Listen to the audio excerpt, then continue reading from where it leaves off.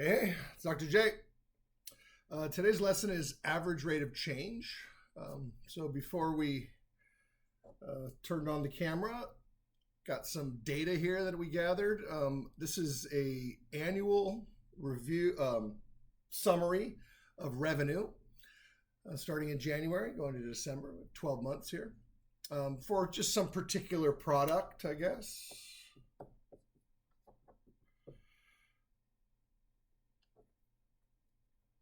So this is the monthly revenue for a particular product. Couldn't really decide what I wanted it to be, so just some particular product over a 12-month period.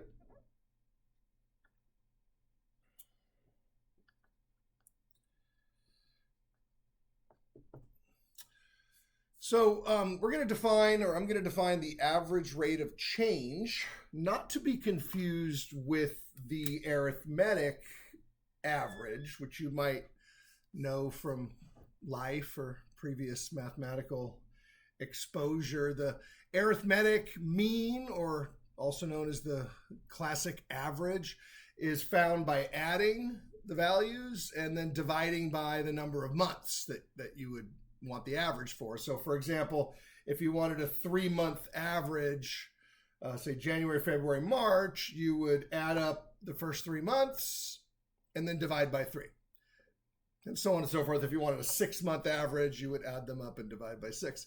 But that's not what we're doing today. Today, the lesson is all about change, and in particular, a rate of change. So what I want you to do, or what I'm going to do, is to find the average rate of change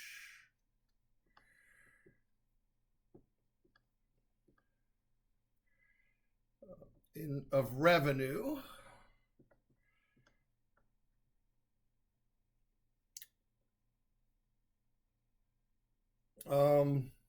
over the following period. Let's do January to March. That's also known as the first quarter. Yeah, January, February, March. So the average rate of change of a function is, well, you think of the revenue as being the y values. You only use the months that are given, so January and March. And so you would call this Y1 and Y2. And then X1 and X2, January and March. Now the problem with months is that they don't have numbers associated with them. But they kind of do, right? Like when you put a month in a date book, or maybe you'll put the date on something, January is 1. So we will use the classic calendar month. So January is 1 and March is 3. So those will be our X values. The abbreviation for average rate of change is AROC, A-R-O-C. And it's going to be the change in Y values divided by the change in X values. It's also known as the slope, right? You recognize this. This is just a slope formula. But an application problem, we call it the average rate of change. So we've got 27,535 minus 27,815 divided by 3 minus 1. Definitely going to need a calculator for some of these business problems, unless you can do this mentally. You probably could. It's not that bad, but. So 27,535 minus 27,815. So your change in Y values is negative 280. Your change in X values is 2. So the average rate of change is negative 140. Intuitively, what this means is that for this particular product, during the first quarter of the year, first 3 months, on average, you're losing $140 in revenue per month. So let's go ahead and just write that down, what the interpretation of that is.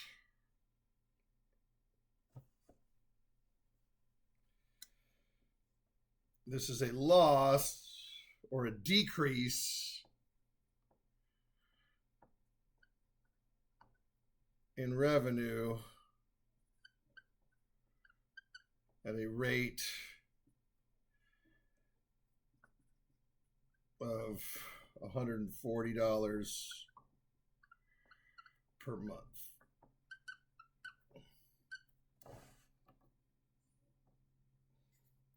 That's the interpretation of what the answer means. All right, so that's basically average rate of change using a table of values. I could change the particular months. Maybe we'll do one more. About from, I don't know, September to November. So Christmas shopping time here. So we got September to November. Doesn't always have to be a 3-month spread, but it's very common to measure 3 months. 90 days. How about, so September to November, that would be AROC 29,215 minus 28,375.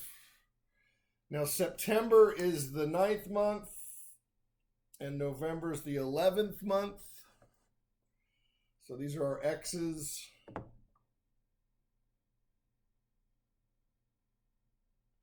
X1 is 9. Sorry, I'm in the way of that. X1 is 9. X2 is 11. And then this is our Y1 and our Y2 given by the table. So we have 11 minus 9, which is, again, going to be 2.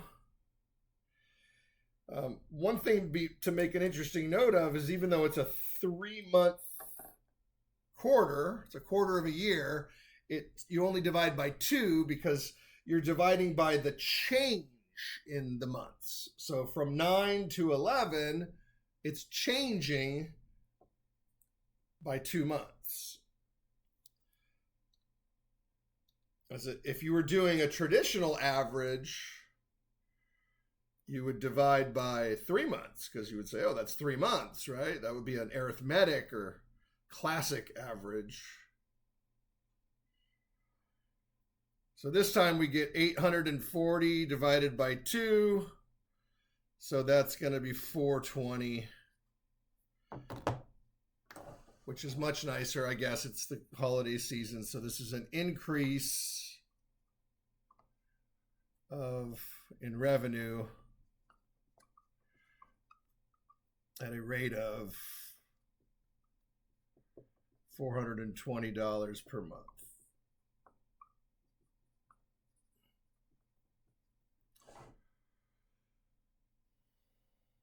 Positive rate of change. I guess you could do the entire year.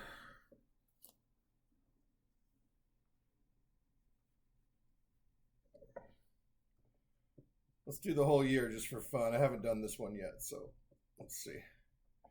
I practiced these ones to make sure they came out nice. I don't know what's going to happen here because it's going to be a surprise to all of us. So let's go for the whole year. So we've got December is 29,740. January is 27,815. And then we're doing 12 minus 1 because we're going December is 12 and January is 1. Okay. Probably won't get a very nice number. It's dividing by 11. So I'll round if necessary to the nearest dollar. I already did that before I made the table, so 29,740 minus 27,815. Not too shabby.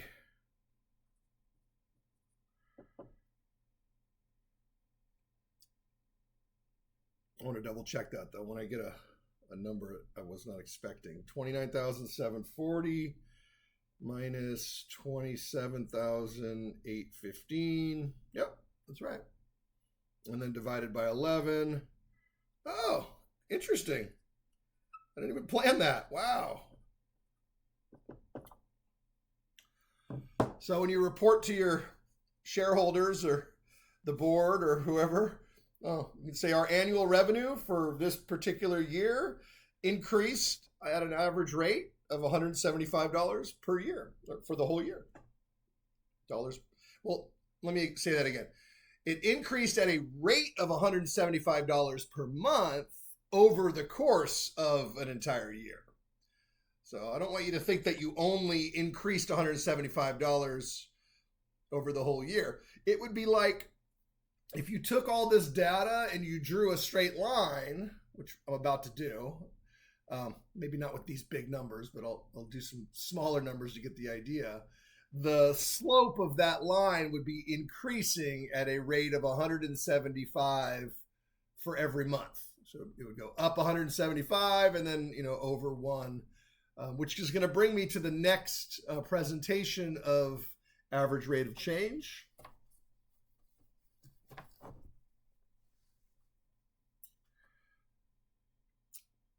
So given a function,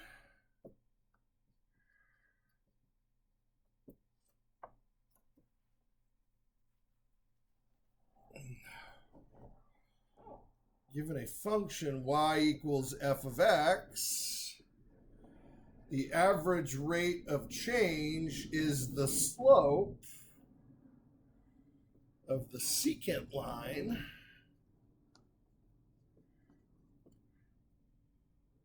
between the points x1, f of x1, and x2, f of x2.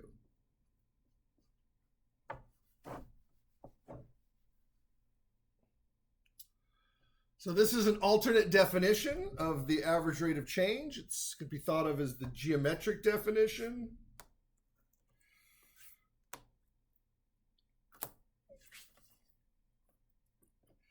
So when you look at a graph, it's essentially the same information that you might find in a table, but it's been laid out for you nicely. So we have something like this.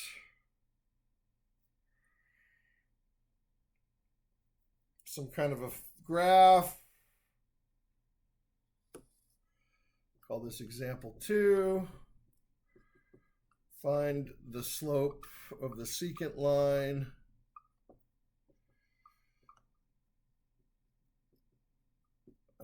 through or between. Sometimes I say through, sometimes I say between. Let's see. -3, f of -3, and 5, f of 5.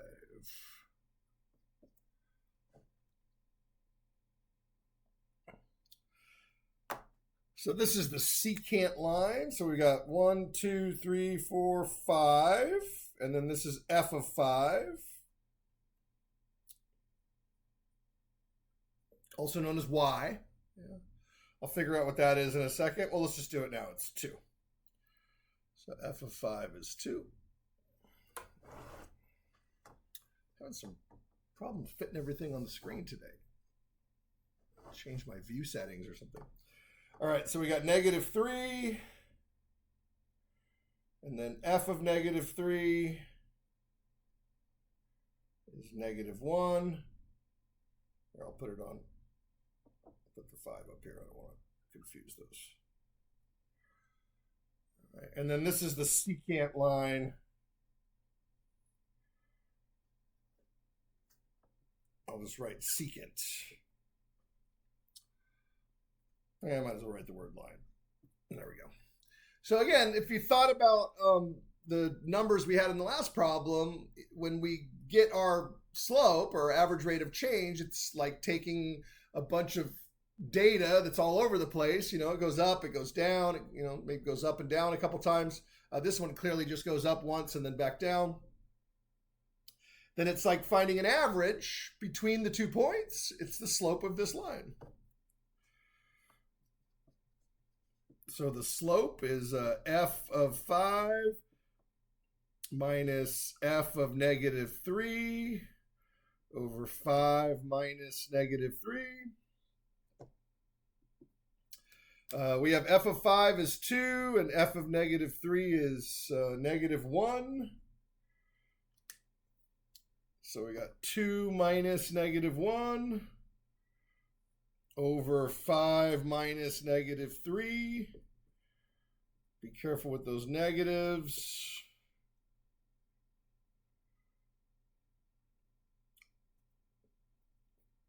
So the slope is 3/8. Which intuitively should make sense. If the line is going up to the right, then the slope should be positive. It's not very steep, so it's not a very big number. It's not larger than 1. Generally speaking, if the slope is 1, it would be like 45 degrees or sort of perfect diagonal. It's a slope of 1. Yeah, 1 to 1. But this is 3/8, so it's on average rising 3 units for every 8 units that it travels. Okay. And then we have our third and final definition of AROC.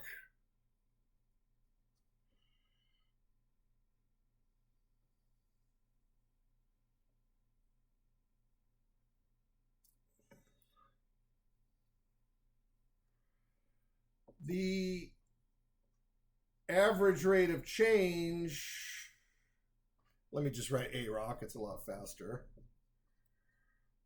On an interval x1, x2 is the slope of the secant line through the points. And again, it's the same points. You can write them as x1, y1.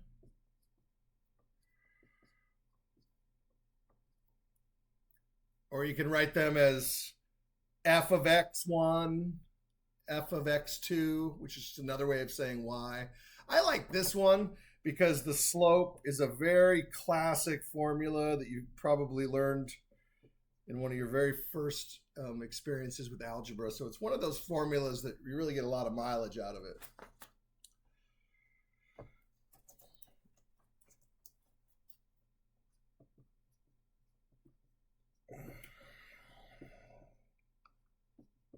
So find the AROC on the interval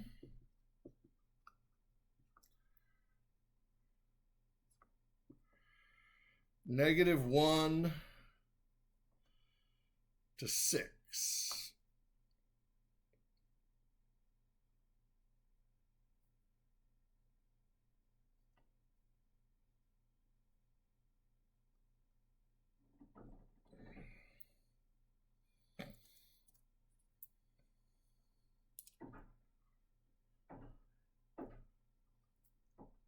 So this time we have this parabola, kind of long, skinny. For these types of problems, I don't really need to be too creative with the shape. A parabola works just fine. So the interval is -1 and 6. So those are just the x values. I also don't often like to show or need to show the entire line. It would be sufficient to just show the segment that we're interested in. So there's our secant line from -1 to 6. So this is x1, this is x2. Be very careful. I've screwed this up myself. I have to remind myself to get out of the habit of doing x and y. Right? When you write them as points, they're x's and y's. But when you write them as an interval, these are both x values. So let's look at the graph. 1, 2, 3, 4, -5. That's our y1. And then our y2, 1, 2, 3, 4, 5, 6, 7, 8, 9. That's our y2. Let's go ahead and do the slope here. So I've got 9 minus -5 over 6 minus -1, 14 over 7. Make sure it's positive. So it's two positives. Good. So the slope is positive, which again matches the shape of the graph. I probably should have shown one where it goes the other way. I don't know. You'll see that eventually. So I'm not going to waste another example on it. But in hindsight, I probably should have shown you one negative and one positive. But just imagine this going the other way, and you would get a negative answer if the slope were going down. Okay, so you've seen a few examples to kind of break the ice. This was actually example 3. I forgot to renumber it, so making sure we stay on track here. All right, I don't think I need the graphing board anymore. It takes up a lot of space, and I use it when necessary, but you'll notice a consistent theme in this course, and in fact in all of my courses. And it's not just my courses, it's really just the study of mathematics generally. And that's that we typically do everything 3 times. Yeah, it's called the rule of 3.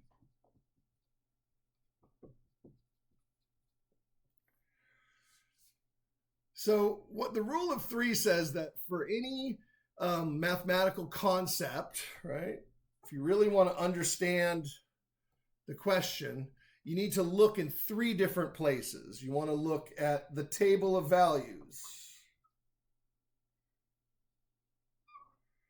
That's what we started with. Yeah. Then from the table of values, you want to look at the graph. Sometimes the table of values directly gives you the graph, and sometimes you have a graph that's already provided. So you can go back and forth between a graph and a table of values. So you should be able to move smoothly between them. And then the last part of the rule of 3 is the algebraic function.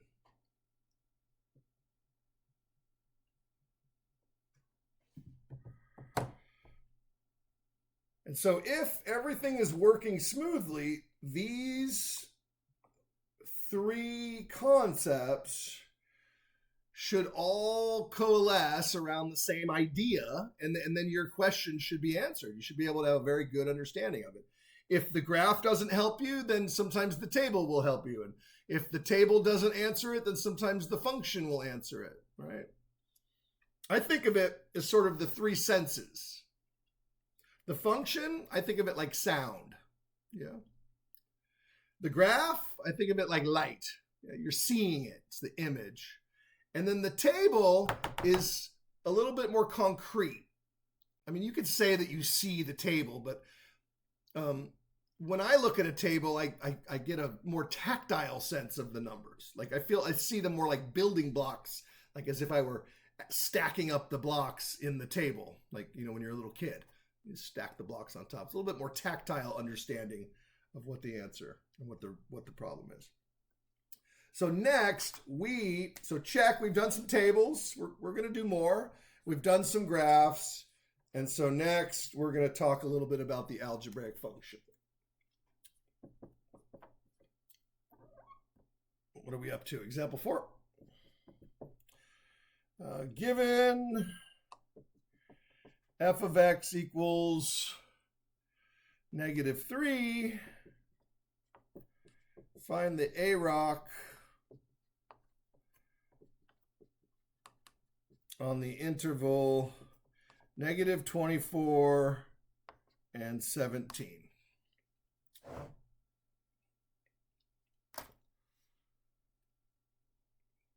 So now I don't have a table, I don't have a graph, right? I just have a function, the algebraic function. So it's a description or a rule of what this function behaves like, the inputs and the outputs. You could make a table. It would not be a very interesting table because this is called a constant function. So there's no x on the right-hand side. And so we call this a constant function. It means that the function is constantly producing the same output. And it really doesn't matter what the x's are. I could do -24. I could do 17. It really doesn't matter what x's you use. The y's will all come out to be the same. That would be what the table would look like. You could draw a graph of it.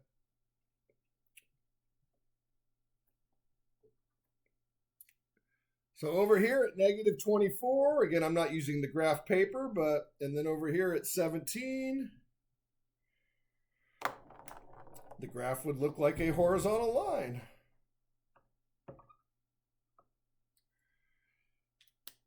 So having those other representations, having those other ways of understanding the function can help you answer the question very easily. The AROC is just the slope of this line, which is equal to 0.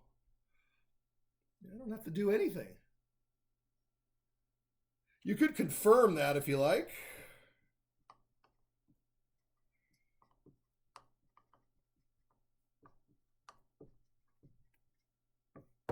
You could confirm that with the slope formula that it's 0, but I mean, you already see that it's 0. Look, the y values aren't changing. The line is horizontal. But if you want to confirm it with the slope formula, just take your 2 y values. Be careful with the double negatives. Take your 2 x values. And you're going to get -3 plus 3 over, what's that, 41, which is equal to 0 over 41, which is equal to 0. Check. I had to work up because I ran out of space there, but they're not going to get any easier than that. However, this was done not only as an example to show you that there's, simple ways to understand the concept, but also that if you ever run across this, you see a horizontal line, it's a little bit of a gift, right?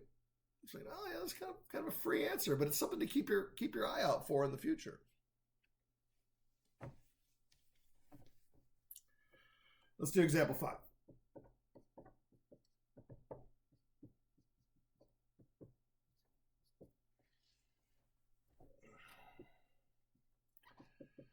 So a different function, find the AROC on the interval -8 and 13.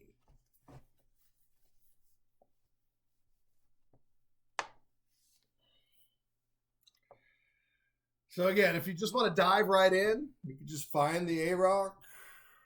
Let's just go ahead and do that. So we have f of 13 minus f of negative 8 over 13 minus negative 8. That's our classic formula.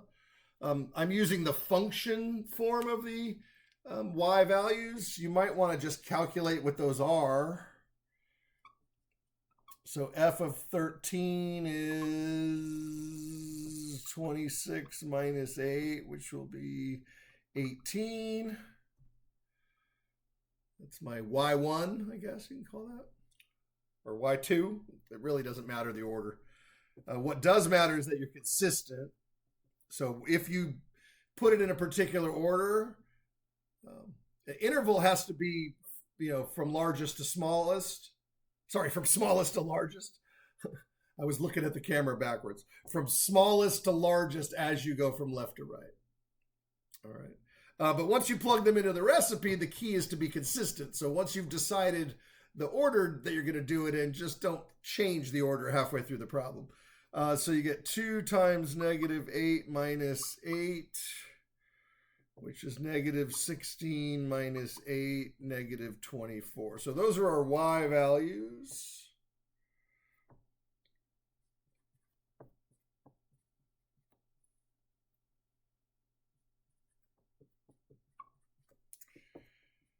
(18 plus 24 over 21). So 42 over 21, which is 2.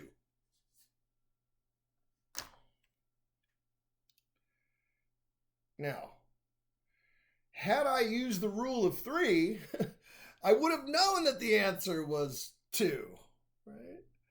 Because the rule of 3 says, well, look at this as a function on a graph. It crosses at negative 8. Yeah. That's the y-intercept. The x-intercept is 4. I was able to guess that because 2 times 4 is 8. And so that would be the x-intercept. So you have this line.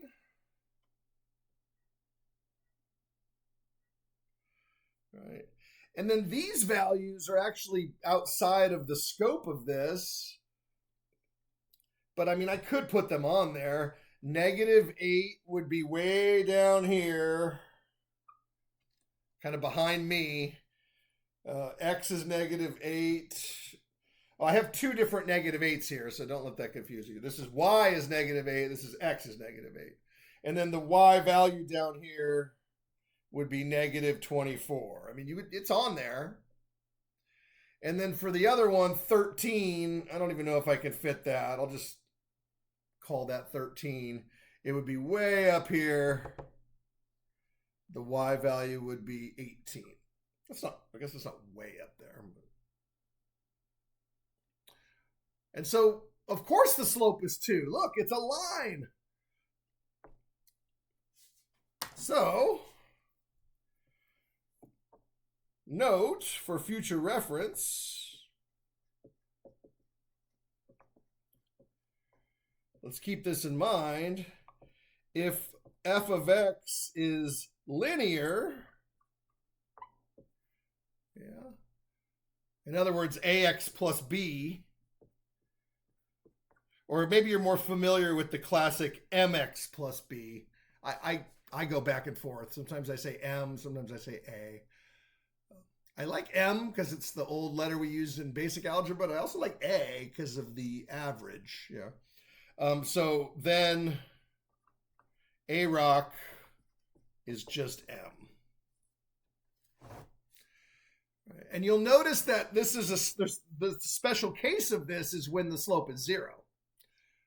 We already did that one. I'm not doing it again. But if the slope is 0, that's just a special case of a linear function, where the m happens to be 0. So when the m is 0, you don't even see it. You just see the b value. All right, that's it for the freebies. We got to get into the ones that are not going to be free. In other words, you must calculate something to get the results.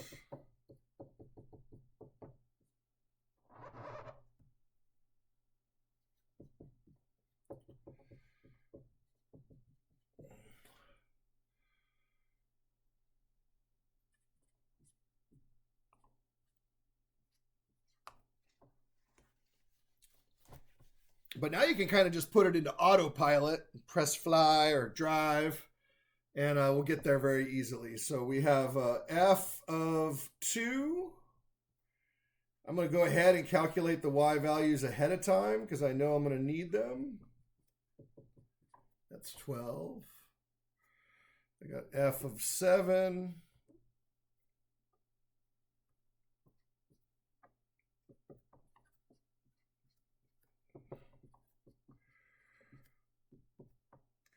Three times 49. Oh, God, 147. If you don't trust me, use calculator. I don't trust me all the time either. So 3 times 49. Yep. Okay. Notice that you're not only getting the right answer, but in some sense you are building a table. Right? This basically says that when x is 2, y is 12, and when x is 7, y is 147. So every time you evaluate a function at a particular point, you are essentially building a small table. If you need more information to help you solve the problem, you could always build more points if you needed to. You're also getting a little bit of a snapshot of what the graph looks like. It's like a limited view of the graph only between 2 and 7. So that'll be 147 minus 12. Now make sure I do it in the right order.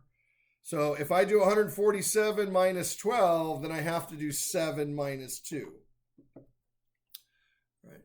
Now, if for some reason I went the other way, if I said, oh, this is x2 and that's x1, you could do that, but then you would have to be consistent. Right? If you went 12 minus 147, well, then you'd have to go 2 minus 7. So you have to keep it in the consistent order as they correspond to the values that you plugged in. So that is 135 over 5, which is 27. I'm going to double check that. I'm pretty sure I'm right. I know I'm right, but it's nice to have confirmation. 135 divided by 5. Sometimes I get a little cocky and I get the wrong answer and I erase it and I move on and go, shoot. Can't take that one back. All right, good times, huh? Yeah, not too bad. Before I erase this, let's think about what this means. I mentioned that it's giving you a little snapshot, little limited view window of this graph. It means that the graph is increasing very rapidly. 27 is like this. It is very, very steep. So the graph itself is a parabola,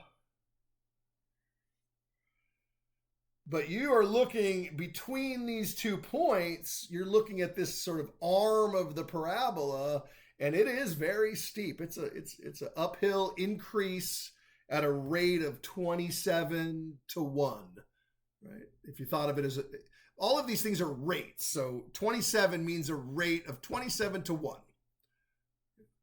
If the rate is a fraction or a decimal, then the ratio is implied by, whatever fraction you got. I think we got a fraction earlier in this lesson. But if you see a whole number or an integer, it's implied to be a unit rate, a rate of that to 1. All right, let's keep moving. We can make a lot of progress now that we've gotten all the basics out.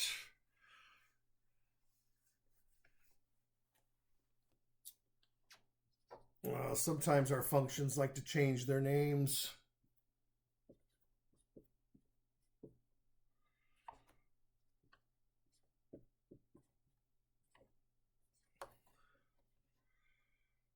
All right, so g of x. So g of negative 2.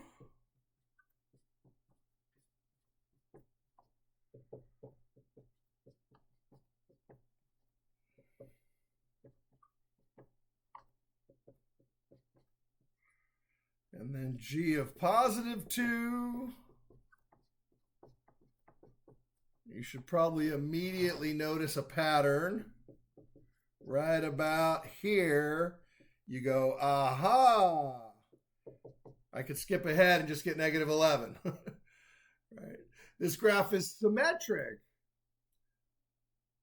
So it's already kind of telling you the answer. At -2, it's going to be down here at -11. And at +2, it's also down here at -11. There's your little quick view of what the graph looks like. And I'm on the interval from -2 to 2, so the slope is 0. Notice that whenever the y values are the same, it's like a constant function. It's behaving like a constant function in this interval. I should mention, though, this is not a constant function. The function's definitely not constant everywhere. But when you restrict it to this interval, -2 to 2, the behavior, the average rate of change, that's the behavior we're talking about, is 0. So it's almost like you don't see the rest of the graph. You just see this horizontal line trapped between -2 and 2. That's really what an average rate of change gives you. It gives you that limited view of the one piece of information that we're interested in. How fast or how slow is something changing? All right, well, let's try another one.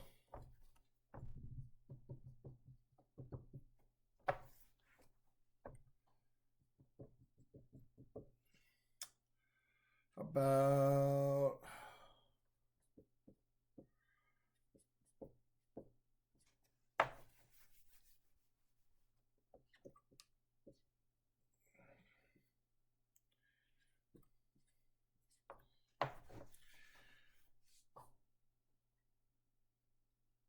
all right. I mean, once you're on autopilot, you're just kind of rolling with it. Let the function do the work. Hopefully you've discovered this about mathematics at some point when you have a good understanding of how the formula behaves. What's that, 108?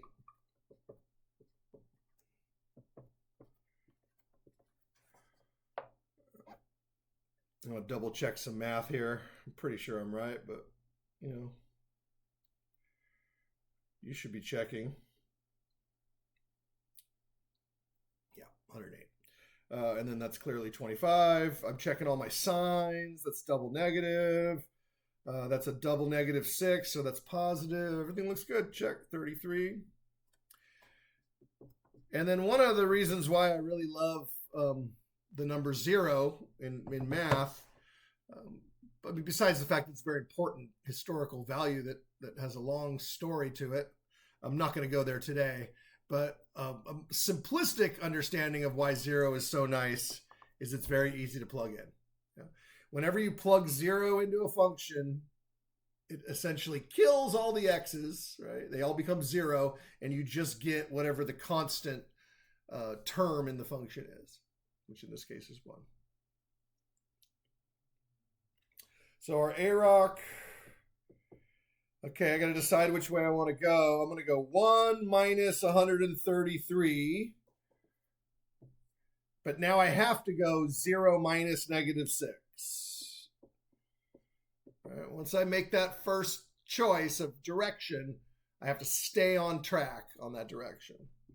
So -132/6.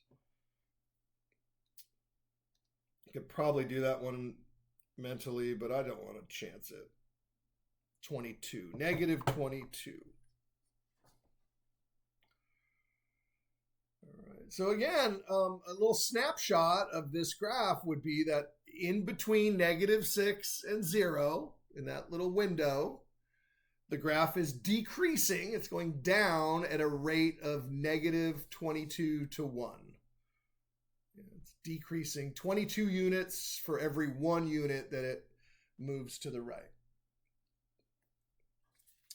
Well, this is a business calculus course, and so I want to get back to business here. So the rest of the examples today will be applying these basic ideas, or this idea, whether it's basic or not, is open to interpretation to a particular, product or service or financial model.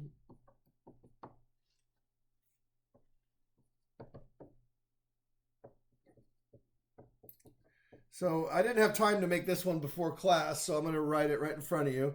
This table gives the annual sales in millions of units. So this is a big corporation like Walmart or something. Again, of a particular product.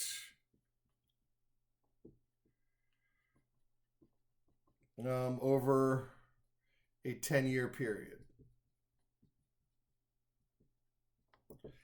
So we're compressing. It's almost like that very first table I wrote, that was monthly revenue. It would be like compressing all 12 months into one point, and that's the year. And then I'm going to make a space-saving table. Horizontal table sometimes saves a lot of space. And let's go back to the year 2011. And let's take a little walk through time. 2013, 2014, 2015, 2016, 2017. Oh, I hope I have room. 1, 2, 3, 4, 5, 6, 7. Oh no. Sorry.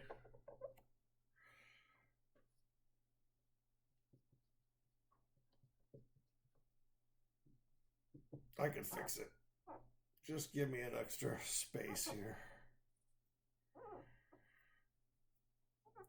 Some of these more complicated, tables, I like to do them in advance, but I don't have a production crew helping me create all these charts and graphs before the show starts. So we'll go back to 2020.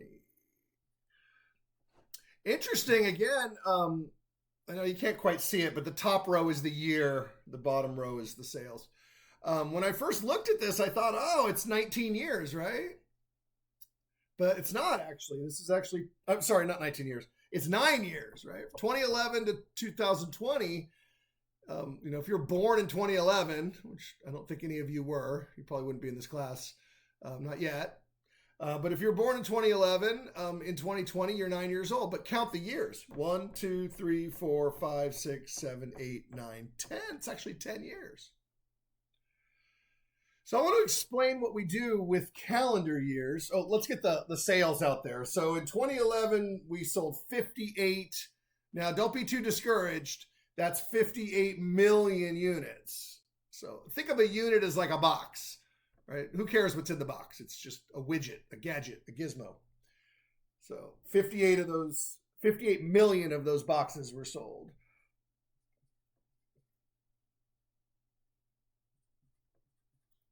And it looks like it's increasing. Sales are doing pretty good.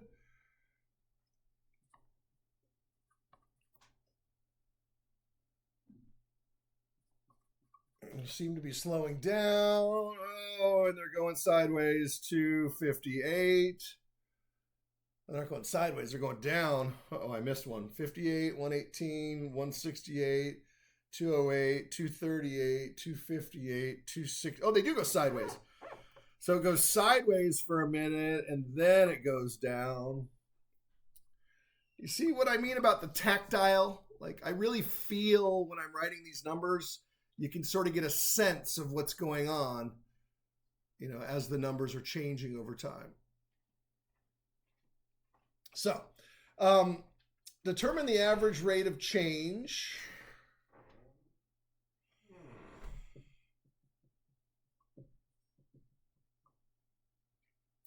for the following intervals. Let's do Let's do 2014 to 2017. Now with calendar months, we do January is 1, February is 2, right? We treat calendar months exactly like you would when you write it, in your notes or in a checkbook or, a document of something when you sign something. With years, we don't do it the same way. We go back to the earliest year in the problem.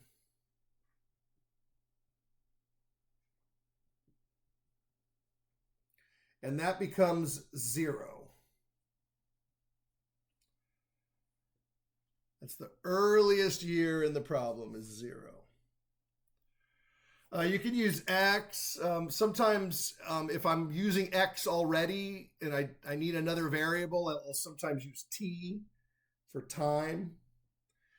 It really doesn't matter what letter you use, but you have to use an appropriate letter. So I'm going to go ahead and use T. But I mean, in terms of the formulas, it's going to behave exactly like X. So why is that important? Because the earliest year in any given situation behaves like the year 0. It's like the whole calendar of time started on that day or in that year. It's called year 0. Interesting. I don't know if we have a year 0 well documented, right? Not really. You'd have to ask your history teacher if I don't think so. My guess is that there's no good documentation for what the actual year 0 was. I mean, we know that it's the year 2024, at least at the time of the filming of this video. Who knows when you might be watching this in the future. But I'm digressing a little bit too far now. So if 2011 is year 0, then 2014 is 2014 minus 2011, and so that's the year 3. And then 2017 would be the year 6.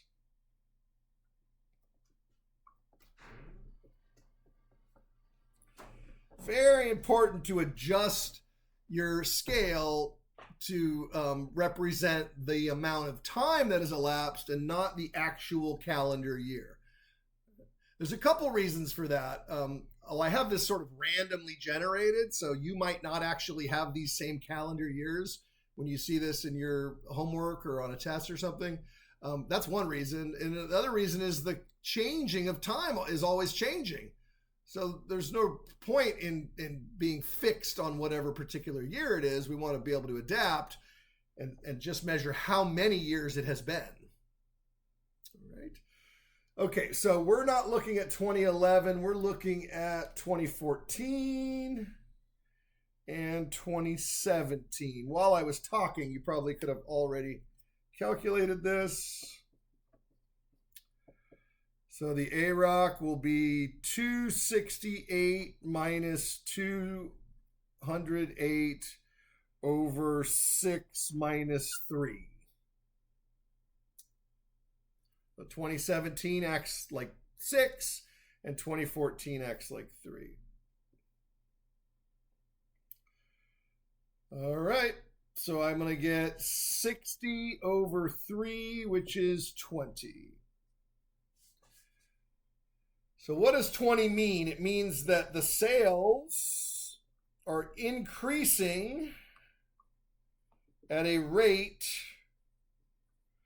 of 20 million units per year. That sounds like money to me. This is a Shark Tank problem. Right? You go on that show Shark Tank and present your idea. You want to be able to tell them that your sales are increasing, and they like to see numbers, these sales of whatever this product happens to be that you're trying to get them to buy into, or invest in your product. If your sales are increasing at a rate of 20 million units per year, you probably don't need to be on Shark Tank. You're probably doing just fine. All right. Or maybe you do need to be on Shark Tank because you need their money to help you fund all these units, which we're going to get into next, actually. I'm not going to do a part B. Let's call that part A. I think you get the idea. I can't tell by looking at the screen, but if I change these dates, it's not going to change the process. The process is going to be the same. Maybe, I mean, I could pick another one where it comes out to be negative or something. I could do that if I really wanted to, but I'm not going to. I think it's time to move on. Let's talk about how we create these units. Right? The units, sales, these are not dollars, right? These are not dollars. These are units. So these are like packages, right? But those packages, you have to create them. Somebody's got to make them, right? And so we're going to get into the final topic of this lecture, and that is cost, revenue, and profit. Let's start with cost.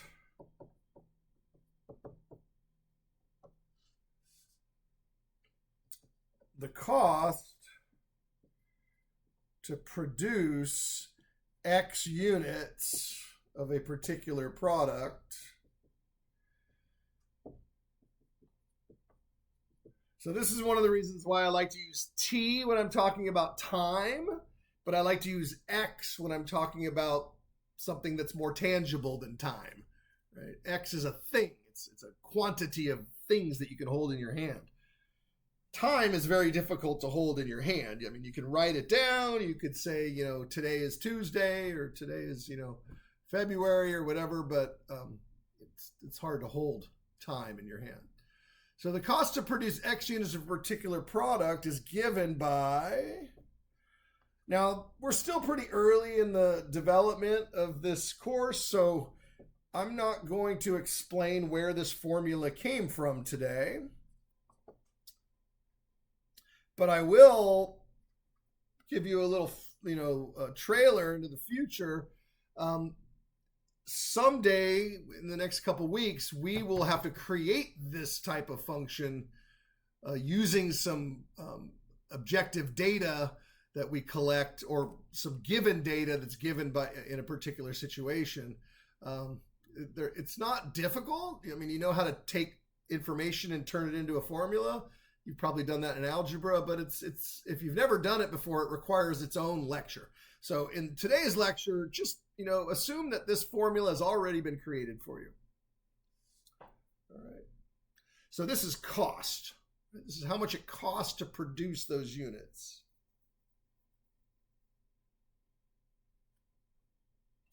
This time I will do two parts. Find the AROC when the first 100 units are produced. So the first 100 units. So that would be the cost to produce 100 units minus the cost to produce no units divided by 100. Or just to make the formula sort of match up with the form, I'll put 100 minus 0, but that's clearly just going to be 100. You might want to do a rough calculation, not a rough, do a correct calculation here.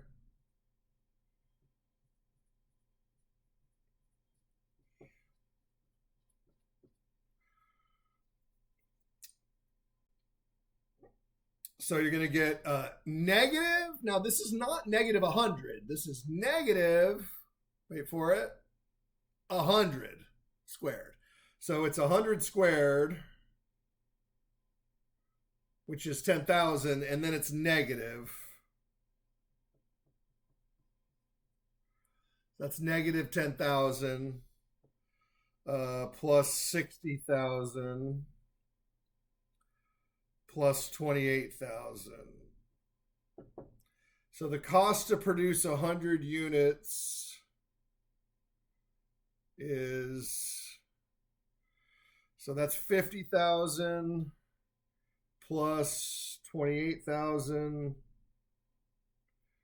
is 78,000. So that's the cost to produce 100 units. Now, the cost to produce 0 units is 28,000.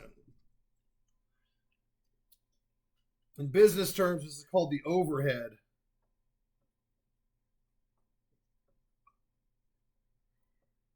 Also known as the cost of doing business. Yeah. Even if you make nothing,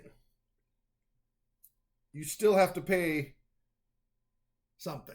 You got to pay overhead. You got to pay for rent. You got to pay for electricity. You might have to pay your employees. I don't know what you're paying them for if they're not making anything, but I don't know. They're doing something else. All right. So we got 78,000 minus 28,000, which is 50,000 over 100.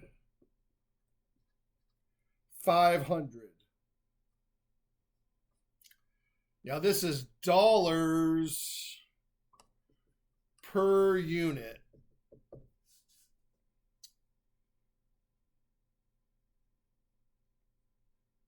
So to produce the first 100 units, it's costing my company, according to this model, according to this formula here, $500 per unit.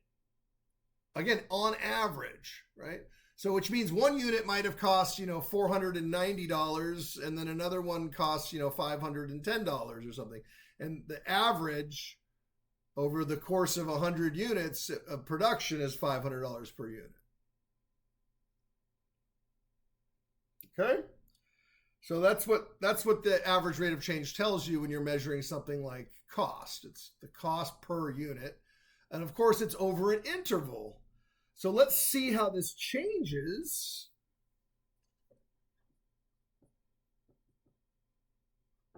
if you increase the production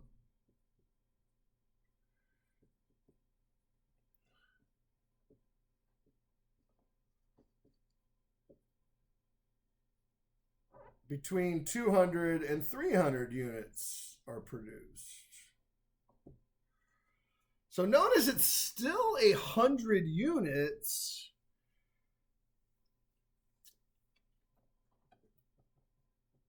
Right? I'm still producing 100 units.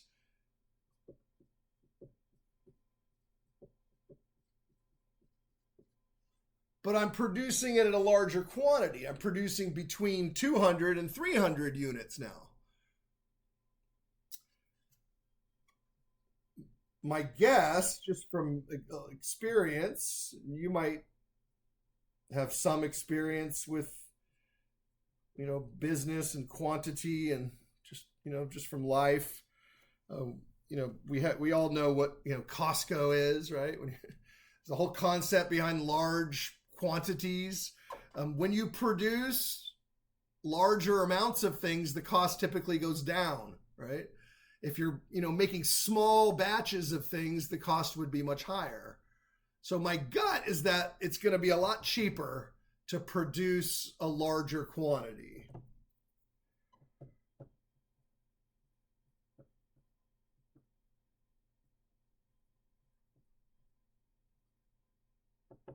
I'm trying to do this all mental math here. So that's 6 times 2 is 12.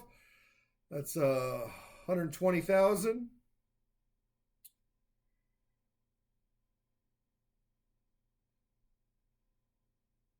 Yeah. That's 40,000. I don't know why I'm checking this one, but yeah, 40,000. And then so what do we got here? We got 8,000. Sorry, 80,000. All right, 120,000 minus 40,000 is 80,000 plus 28,000, which would be 108,000. So that's the cost to produce 200 units. That's my sort of X1. And if you like, you can label this Y1. I'm going to save my old answer, 500 down here. Let's find the cost to produce 300 units.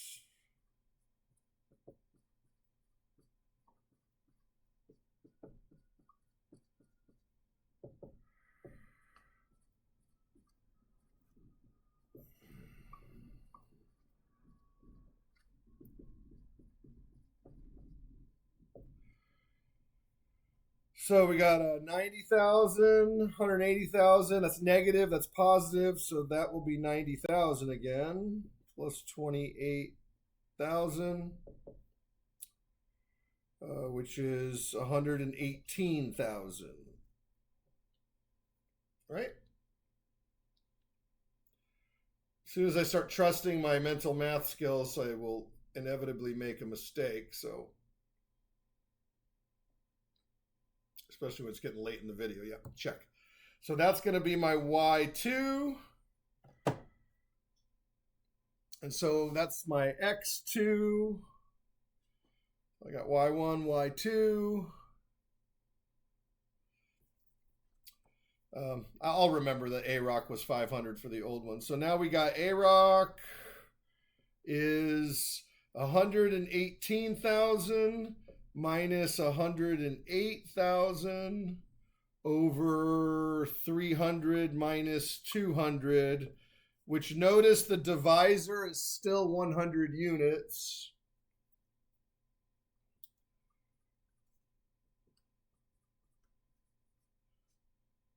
So it's 118,000 minus 108,000. Let's get kind of squirrely down here, but that's 100,000. No, that's 10,000. Sorry. Count the zeros correctly. That's 10,000. 10,000 divided by 100 is $100 per unit. So the cost is $100 per unit. It's a lot cheaper. So the first 100 units are going to cost $500 per unit to create or to manufacture, produce. And then as you produce more, they get cheaper. Let's keep that in mind. It's change, right? Things are not always staying the same. Things are changing over time. Particular costs are changing over time. Okay. And then the bottom line with any type of calculus is that we are measuring change. That's the study of calculus generally. And in business calculus, we're interested in making a profit. So profit is equal to revenue minus cost. So we started this lecture with revenue. I didn't really tell you what we were doing to make that revenue, but I didn't mention at the time because I knew that this time was going to come where I would mention how we put all this together. If you have a formula for cost and you have a relationship or a table or a function that gives you revenue, you must subtract those in order to get the profit.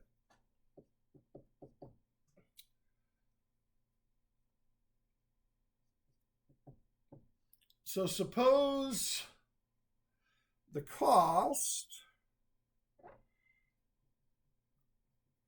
to produce a particular product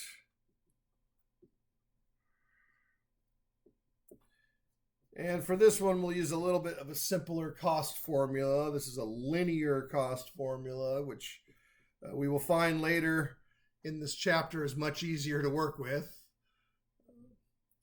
And the revenue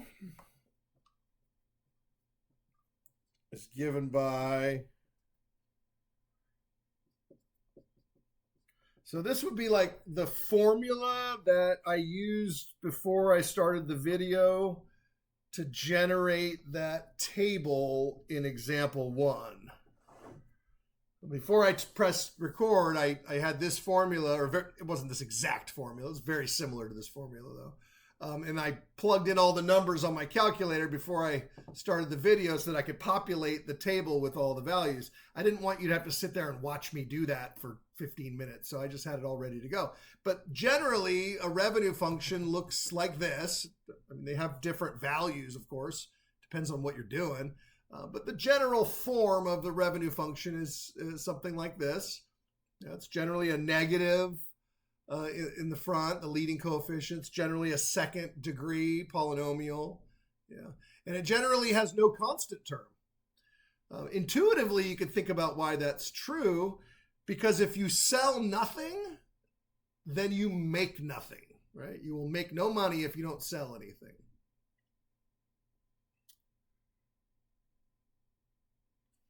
So find the AROC in profit when between 10 and 30 units are produced and sold.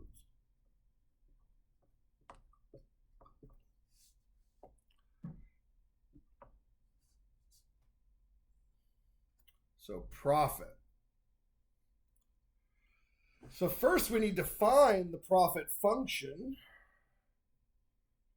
which is R of X minus C of X. And watch what I do with C of X. I put an extra set of brackets around it so that I don't screw up that these are different functions and I'm subtracting them.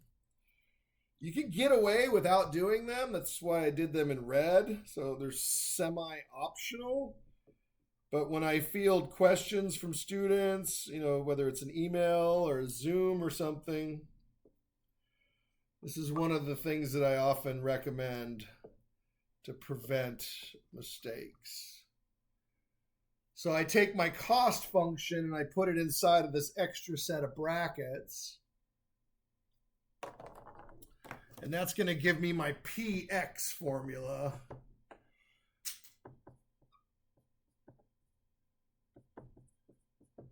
And watch what happens. This negative will change the 35 to negative 35, and it will change the 4,000 to negative 4,000. So here is my profit function. And that's not the answer to the question, obviously. That's just the function that we're going to use to find the AROC. So now we don't need the rest of this because we have now created a new function that has replaced the previous two functions. So this is now what we often refer to as the bottom line.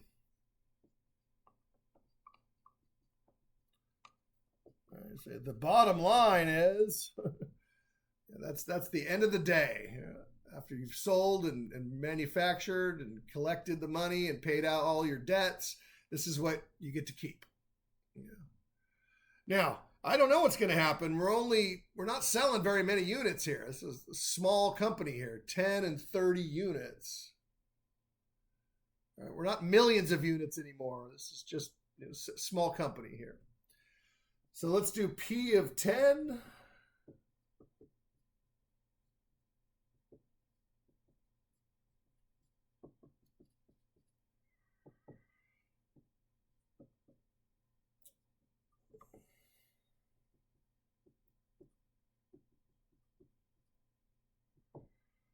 So negative 10 plus 250 minus 4,000. Looks like we're losing money.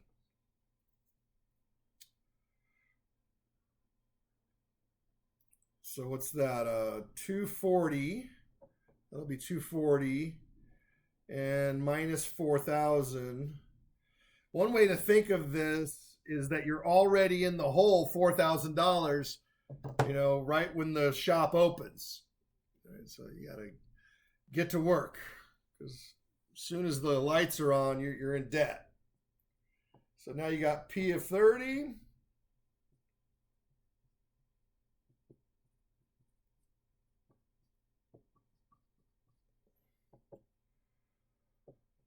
Oh. 25 times 30, anybody? Is that one you memorized? I didn't. 25 times 30. 750. Probably shoulda. Comes up a lot. So you're going to get negative 90 plus 750 minus 4,000. Looks like we're losing money all day long here. We need to sell more units. So I got 750 minus 90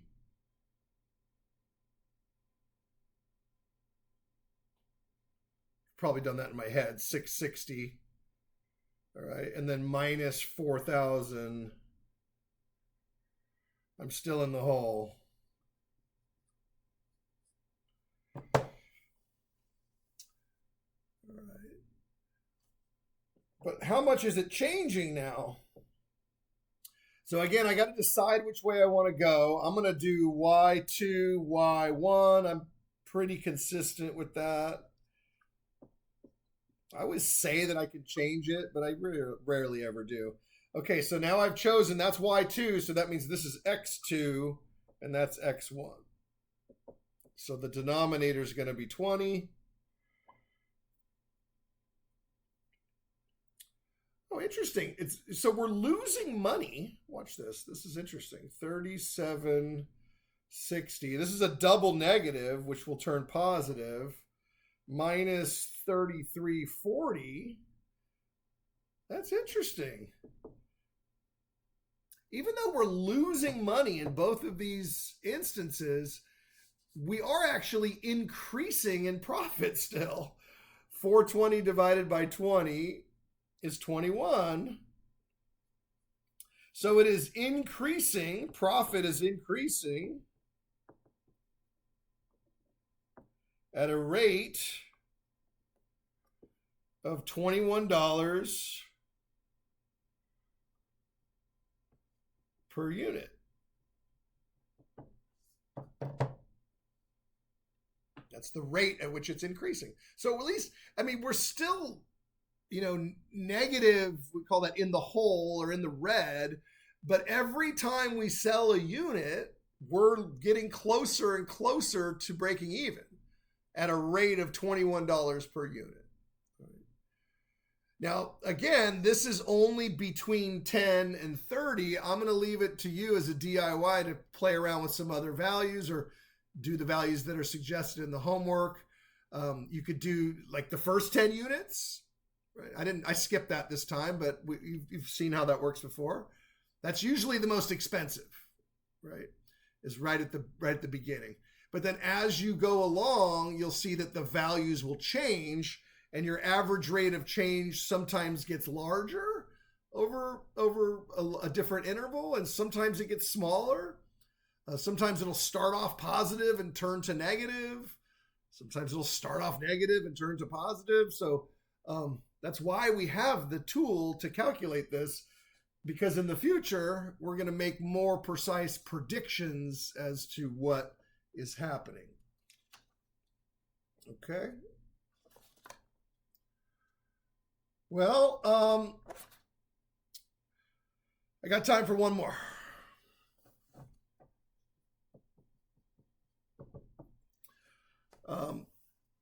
Because this is a business calculus class, I do spend a lot of time talking about money and the relationships with algebra and calculus and finances. But I do want to, pay tribute to the original, basis for calculus, which was Isaac Newton and the story of the apple falling on his head, right? Hitting him in the head. Nobody knows whether that story is true. But you have the apple, and the apple falls, and Isaac Newton is just sort of chilling here, taking a nap under the tree, and the apple falls, hits him in the head, and he says, I've got an idea, right? I'm gonna solve this formula. I'm gonna solve this relationship between space and time and matter and object and so on and so forth. Now, it's very difficult to do this with a falling tree, because with an apple falling out of a tree, which really lends to the theory that maybe this never really happened, because the apple just hits the ground or hits you in the head too quickly. Also, if he was taking the nap, how would he, have been able to time it? It's also the 17th century, so it's not like they have a nice way to calculate things. So I'm going to magnify the size of the tree, And I'm going to drop an object off a tall building.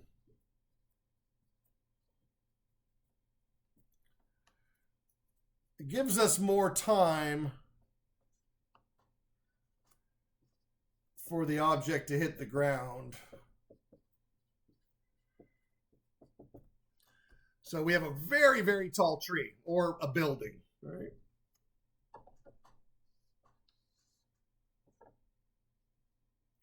So we're dropping an object from the top of a building 1,600 feet high. So what's going to happen? Let's keep track of the distance above the ground. So we sort of have the height above the ground as a function of t.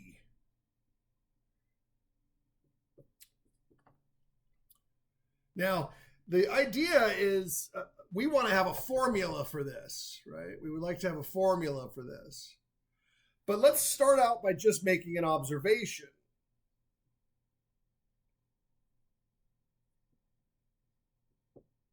So the height is going to be measured in feet.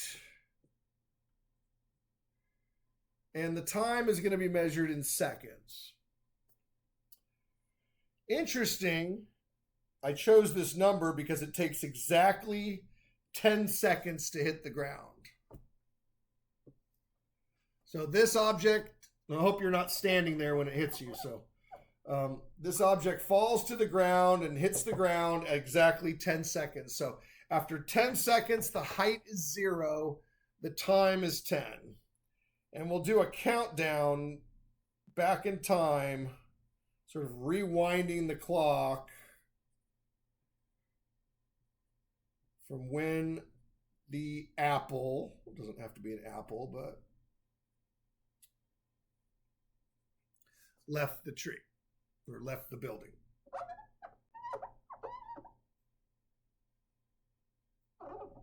I don't like that at all. I'm going to fix that.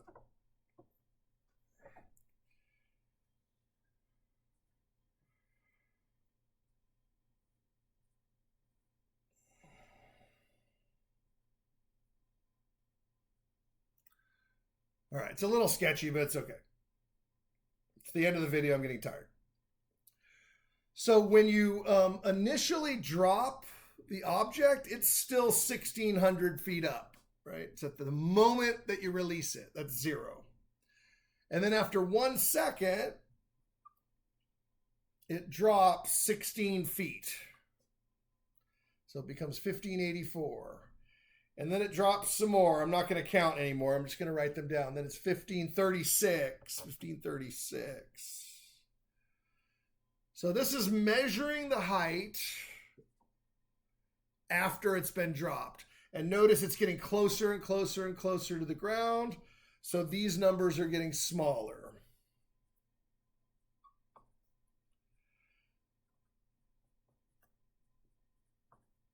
This is one that I wish I just would have had pre-prepared, but I don't have my production crew making handouts for me. Although that would not be a bad idea. So here we go. All right. So let's find the AROC. So this formula, we don't need it right now. We will find this later. In the next video. So we don't actually need a formula, right? That's, again, going back to the rule of 3. We have a graph, we have an image, we have a table. So we don't need the exact formula. We can use this table to find the AROC.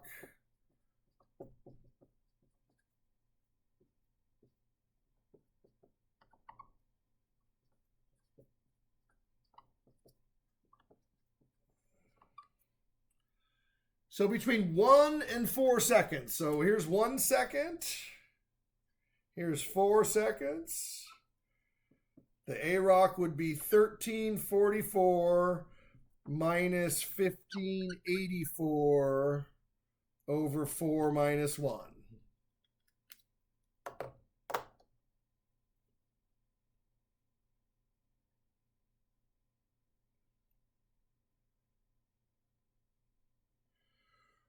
1344 minus 1584. This is where I wish I just had my old-fashioned calculator because it's a little more trusty. So that's negative 240 over positive 3, which is negative 80.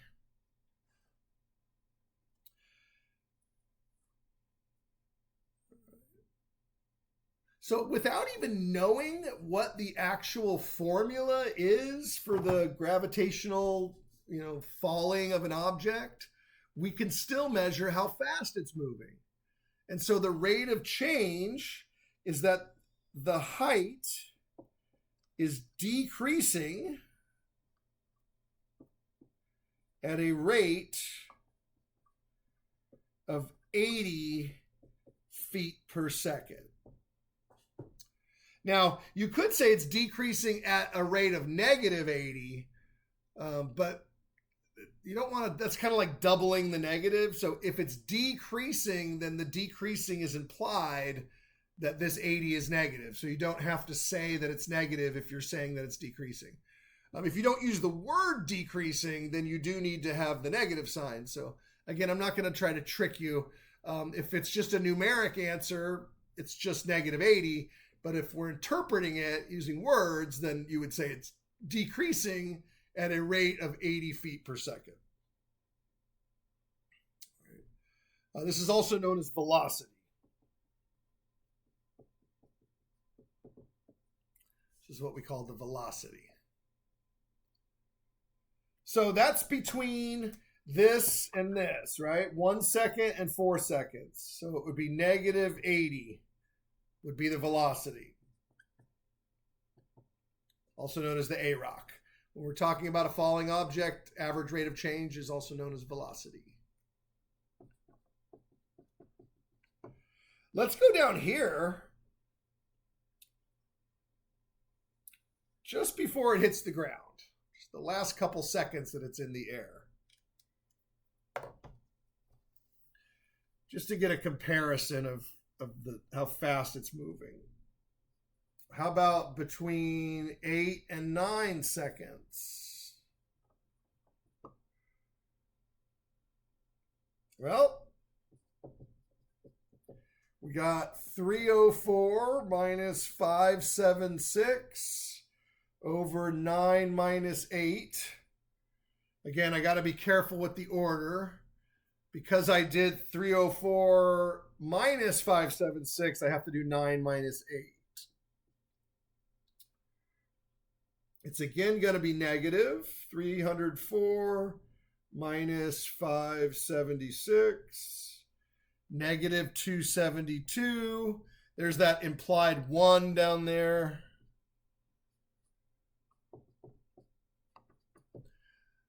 Much faster.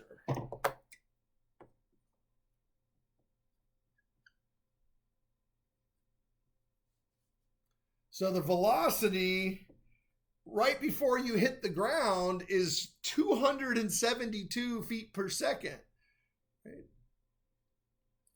Decreasing, so that it's going down, but it's fast. That's very, very fast. I'm not going to do a whole side lecture on physics, but it's not really. It's just basic unit proportion calculation. Feet per second, you don't really think about that in your daily life. You probably think more of miles per hour or kilometers per hour or something like that. Sometimes meters per second might ring a bell to you, but miles per hour is pretty common here in the United States. So interesting side question, which I don't have time to answer in this video, would be how fast is that in miles per hour? It's not really appropriate for this course, but it is a good curiosity quest. Until we meet again, maybe you'll dive more into this. I do have some more examples on gravity in the next part, but this is kind of the introduction to sort of the business of calculus, and then a little bit of the historical, framework for where calculus came from, using, observations of nature, in particular a falling object. They get a little bit more detailed, complicated, and at some point we will have an actual formula, which I actually had off screen to fill out this table. But I like to fill out the table as if you didn't know what the formula was at first. It's a little more like investigative kind of, and then once you see the formula, you go, okay. I mean, that's the idea, that it would make sense. But we are out of time. So until next time, I'm Dr. Jordan, and I'll see you on the internet.